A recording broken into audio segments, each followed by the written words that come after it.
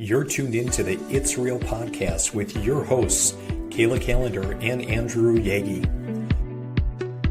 Each week, we'll talk about what happens behind the scenes working full-time in real estate and share with you real-life stories, our successes and failures as we work to help consumers and industry professionals reach their real estate and real-life goals.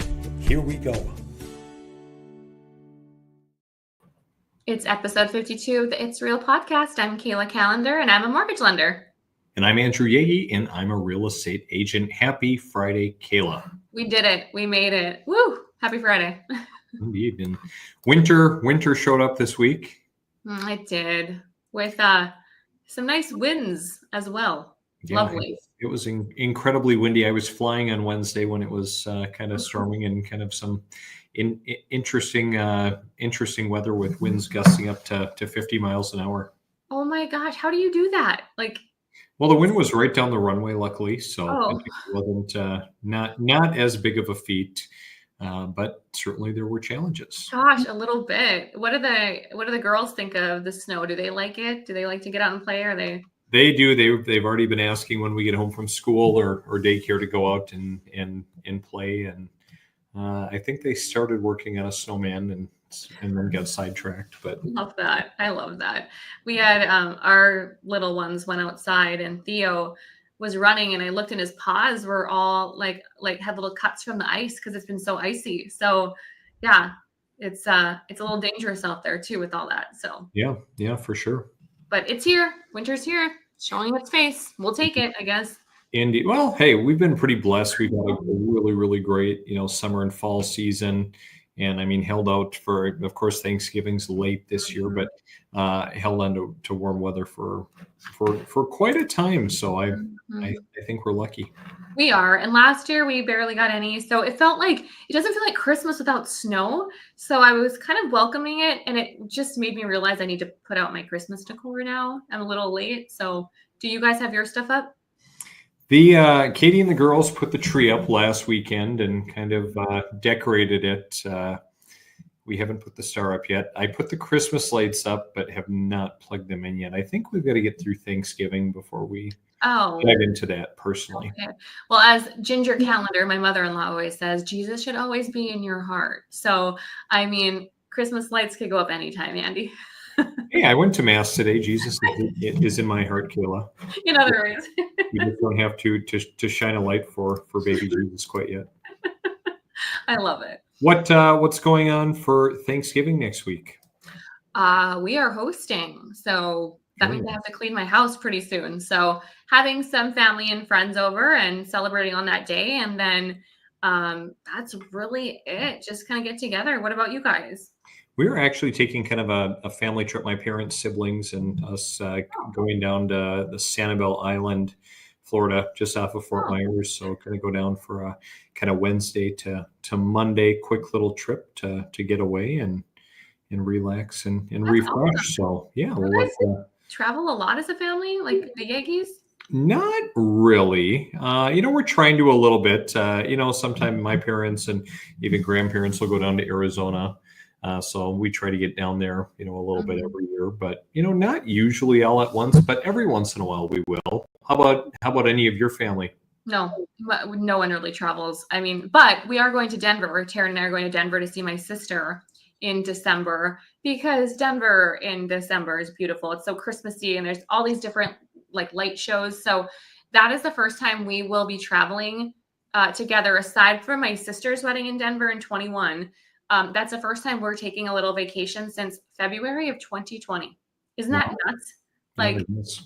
Yeah, but it's fun to travel. It's fun to get out of town. And we're in that Christmas season, holiday season. I love it. It's fun to just be with family and friends. Mm-hmm. Without a doubt. Mm-hmm.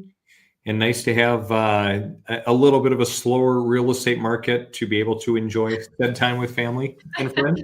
Yeah, it's bizarre. I'm having a lot of conversations. I'm not seeing a lot of people even pull the trigger for an application, let alone pull the trigger to write an offer. So we're seeing a lot of loans closing. We have a pretty big November of closings.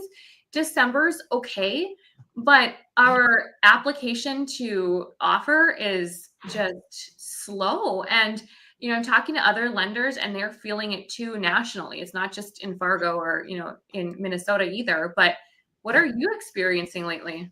Yeah, I feel as though things have been exceptionally slow. I was just kind of looking at our numbers as we were talking as a team the other day. And, so as far as like, number of sales, we're up just a couple over the end of last year.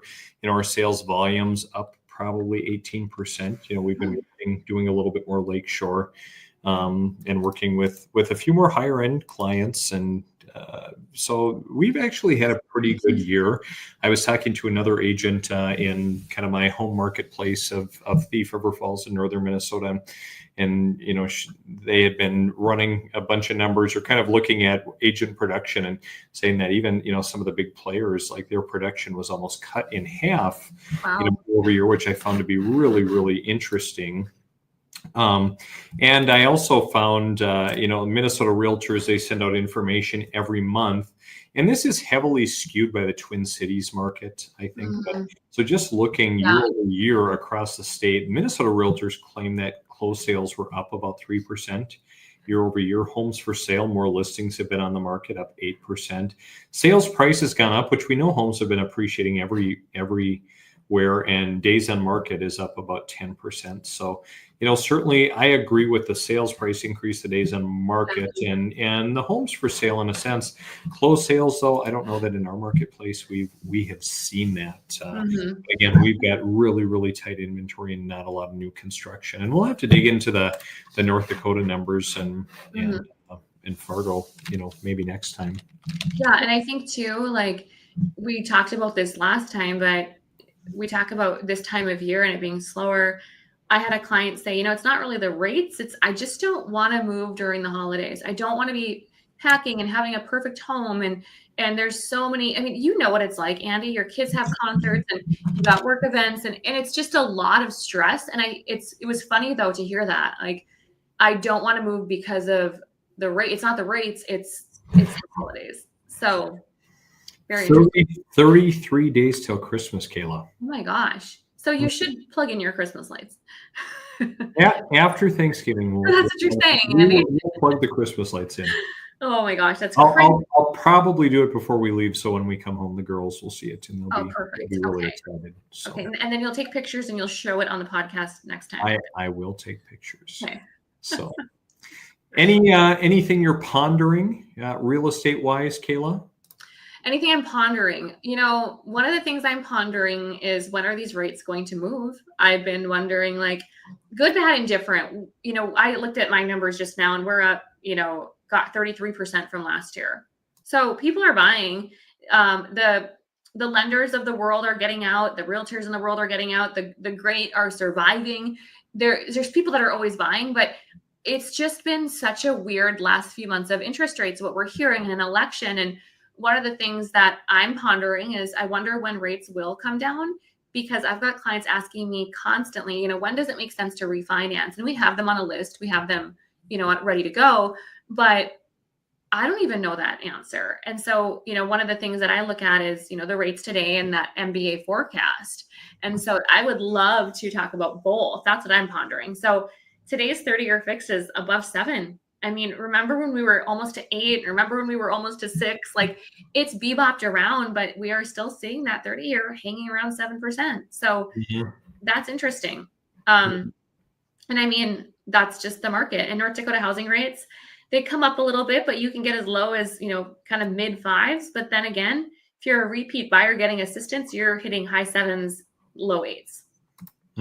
So those kind of come up a little bit as well. Yeah. Well, I would say, rates kind of are what they are, but yeah, I think a lot of people are looking for relief. I found, looking at Mortgage News Daily, where they were talking about the bond market and talked about, the fact that maybe some small wins this week, that, the 10-year treasury was down just a little bit. So they're calling it a successful week. Yields fell on Monday and haven't closed any higher since. And the economic data that's out today doesn't look too eager to change that sideways streak. So that's certainly a positive thing, but I don't think any immediate relief. The thing that really struck me, Kayla, and kind of looking at, the data that is out there. You had sent me the MBA, the mortgage finance forecast, just less than a month ago, and just looking at the difference, and it's somewhat stark. Yeah. It's interesting. You see the 2024 year, but we see we're around that 6.6 mark, and going into 2025, we're not seeing, I mean, there were times where we were seeing fives. We were seeing fives in 2025. And now we're seeing a slow burn. We're seeing 6.6, 6.5, 6.4. And the difference between a quarter and interest rate does not make that big of a difference in your payment. I mean, if you're talking a really large loan amount, sure. But it's not as exciting as we had probably anticipated. Right. Absolutely. Because I think, so looking at this chart, MBA had said, hey, by the end of next year, before it was down into the upper fives, and now they're revising that to 6.4. Yeah. That's a huge revision in less than a month. I know. And time will tell, but it's the cost of waiting. People have been waiting and waiting, and in the meantime, others are buying homes and they're seeing the appreciation. They're, having that equity gain. And I don't think someone should buy a home ever if it's uncomfortable, but if it makes sense, the best time to buy was yesterday. And people that, should have bought, 2 years ago, they're probably saying, wow, rates still haven't moved that much. And that's what's kind of painful, is to see the people that are like, oh, I could have gotten, purchased a home for 20 grand less 2 years ago. It's just kind of a mental game a little bit. Right, for sure. Well, I feel like, probably the prevailing theme, Kayla, is confusion. Yeah.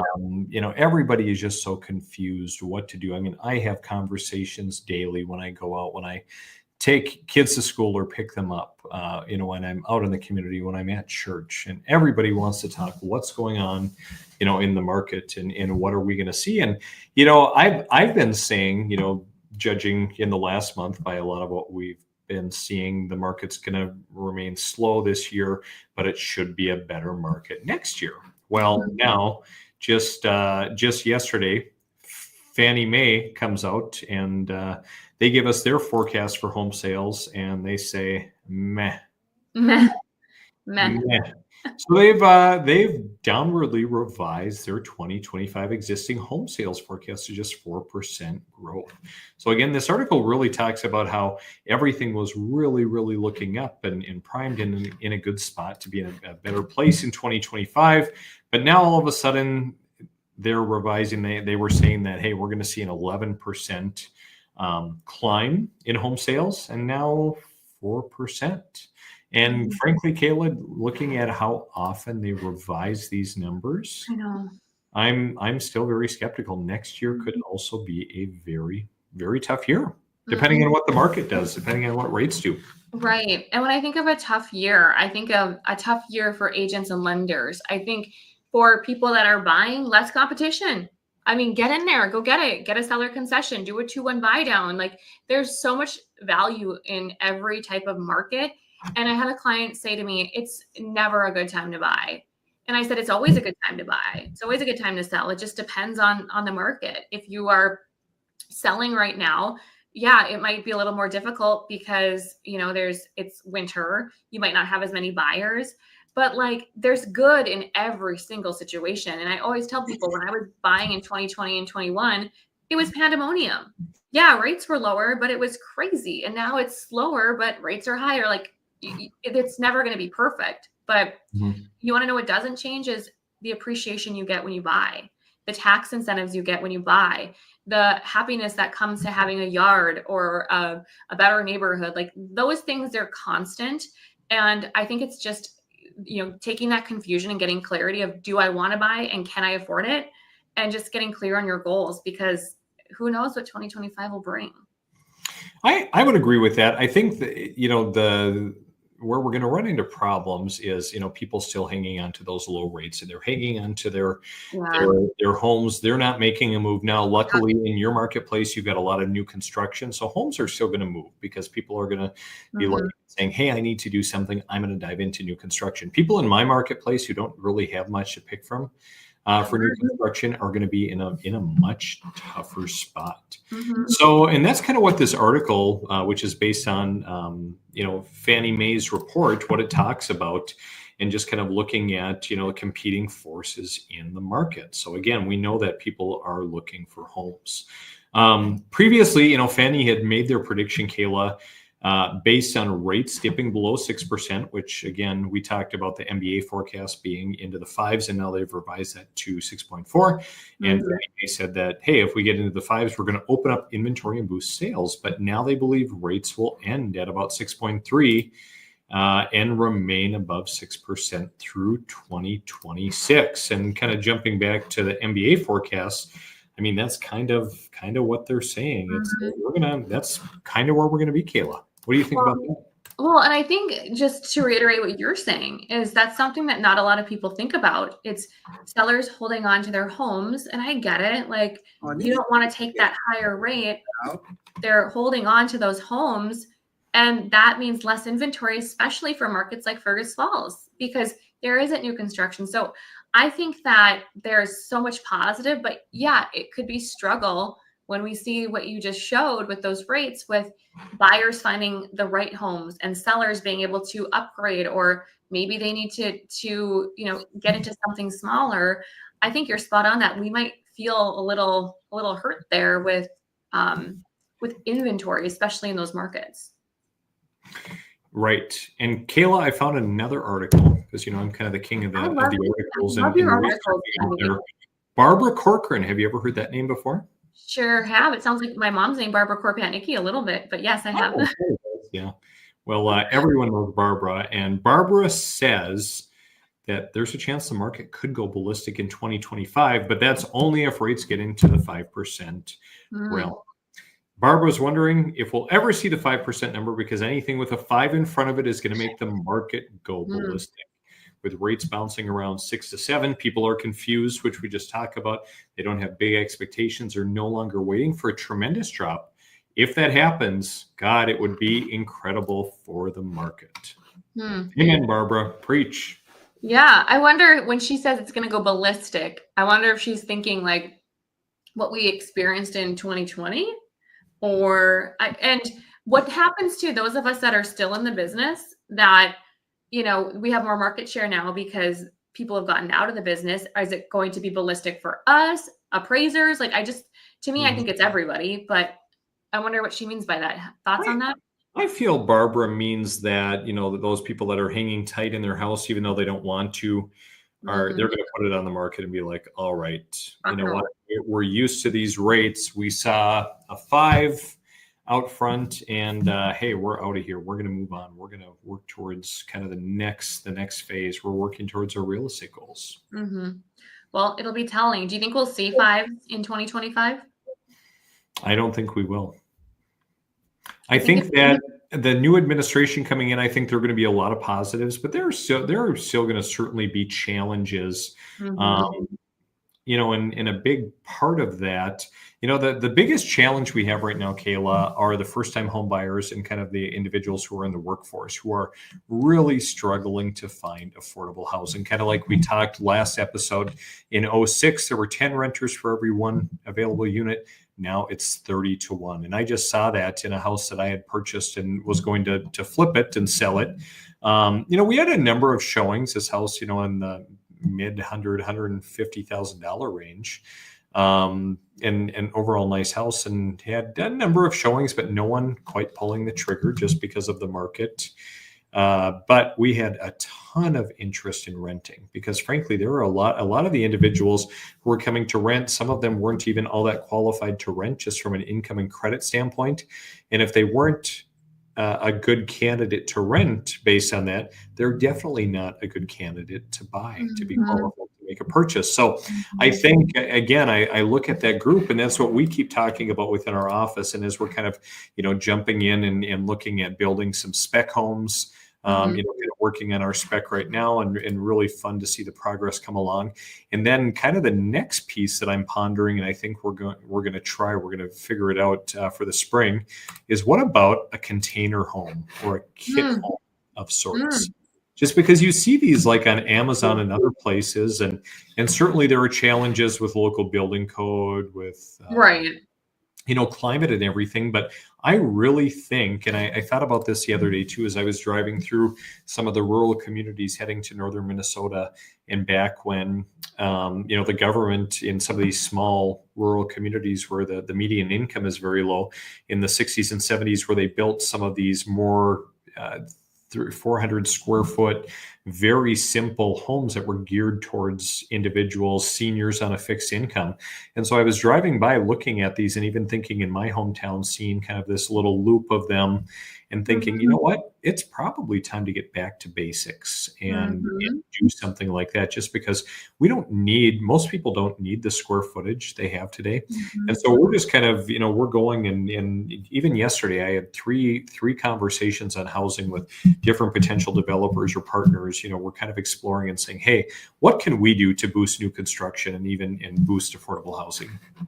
Well, and those homes, I mean, a lot of these homes have such big square footage and it's more taxes and it's more than people can afford in Fargo special assessments. With those container homes, would they be treated, do you know, Andy, like to be built in like a trailer park type area? Would you have to own the land? So could you buy the lot? Like, what are we think? Like, where do you think most people would build those? I would see those as something that is on a foundation and that is permanent on a lot or a development. The other thing we talked about is, hey, maybe we get a parcel of land and we do 10 of them on one parcel, and maybe you even build kind of a common area building. So, hey, if all the Korpatnickis descend down on Kayla and Taryn and their 4 dogs living in this 390 square foot container home, we've got somewhere where we can gather and make food and open presents. Yeah, you rent them out, the Korpatnickis. Yeah, I mean, it's a good idea, Andy. I mean, you're always thinking, you're always creative, and it could be something that people would, take on permanently. I think it's kind of interesting. Well, again, I think, I love helping people reach their goals, especially, in real estate. But I think that especially in communities like where I'm at, I mean, up in Fargo, you've got so many different builders and developers that are doing things. We don't have that here. And that needs to change. Otherwise, we're not going to be able to grow. And so that's something that I've been working really, really hard on, is trying to have conversations with a lot of different groups, because even in our community, there was a big workforce housing project that was going to go up. And the developer that was doing it, of course, needed some money from the state. Well, they didn't get money for the project, so the project fell apart. And so, the community kind of has all of their eggs in one basket for this awesome project, and not to say it won't go forward, that there's not some other mechanism, but again, I think it takes all of us kind of putting our heads together and seeing, hey, what can we do? Something will come together. I love that though, and I love your thought process, because you just never know how many people you could be helping that can't get into homes. So especially in smaller communities too, where there might not be as many apartments or homes and new construction. I think it's interesting, but I don't think I've ever seen a container home in person. So you do. I haven't either, and so that's where I actually have somebody working on it right now. And I said, hey, this is what I want to do. Like, go figure it out. Like, let's visit with the building officials on the spot, and let's give it a shot, because it's not going to be a failure. I mean, we're going to be able to either rent it or sell it to somebody. It'll be the right fit for us. So let's go give it a shot. Absolutely. I love that. Well, keep us posted, because I'm now curious. I will. Yeah, I'm very curious as well. Not only that, but as you say, where are rates going? What's the market going to do? And of course, we don't have a crystal ball. We can't help it. All we can do is give thoughtful advice to people. Kayla, help them work towards their goals. Listen to kind of their goals, their thoughts, their fears, guide them through the process, and help them get to where they want to be. Well, and it's all about, we always talk about education, giving the clients the information so they can make the decision. Because at the end of the day, I don't know if you're going to be comfortable with this payment, or knowing you're going to be comfortable with that down payment, but giving you the advice of the market and should you buy now. We are just here to educate and, give that information to you for you to decide, is this going to fit what my vision allows, and does this fit my long-term plan? So I always say confident clients make confident decisions. It's the confused ones. The confused clients are not going to be making offers on homes.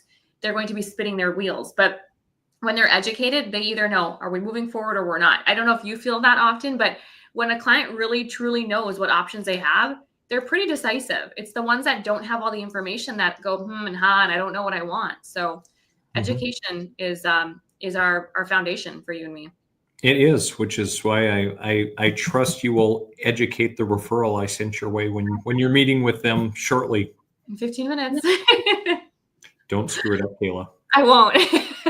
I won't if you won't. I won't if you won't. Well, Kayla, I think that puts a wrap on episode 62. A lot of great information. And again, I don't think doom and gloom, but just kind of the reality that, hey, the market's not moving as quickly downward as we would like, but stay the course. And if you have a goal, we'd love to help you get there. We're here to help. Kayla, have a great rest of the day. Enjoy the weekend. I will if you will. See ya. Bye.